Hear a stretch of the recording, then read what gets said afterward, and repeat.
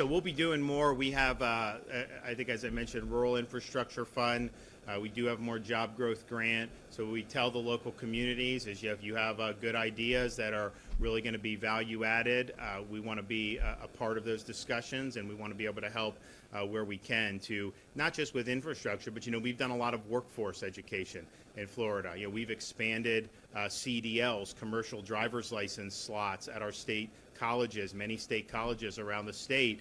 That's a high demand job. They'll pay you a $15,000 signing bonus if you start off as a truck driver now. Walmart will pay you $110,000 as a starting salary. And so those opportunities are there in that and other types of skilled labor. And we want to make sure that people have the pathways to be able to do that. You do not need to go to a 4-year brick and ivy university to be successful. There's a whole host of ways where you can get skills and you can do very, very well, particularly in the economy, it is now where there are needs and high demand for some of these skills. And the good thing is you don't go into debt when you do that, which is really great. And I look around and how many students have been told over the last generation to just mortgage their entire future just to get a sheet of paper, some degree. But you know what? Degrees in zombie studies ain't going to have the C's part for you. So you just need to realize that and make your own decision. And one of the things we're proud of, particularly as you've seen the country in this inflationary spiral, the likes of which we haven't seen since the late 70s, early 80s, is since I've been governor, no tuition increases at our state universities. You can go, it's like $6,000, $6,400, that's unheard of across the country. And so what we say is, okay, higher education, one, it needs to be focused on the mission.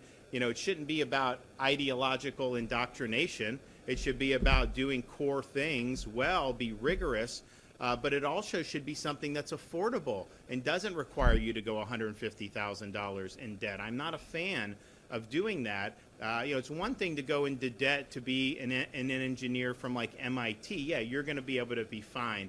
But you have so many of these others, exorbitant price tags for some of these universities around our country. And what are you getting out of it? You're not really getting huge value. So in Florida, we've done more for workforce education than any state over the last 4 years.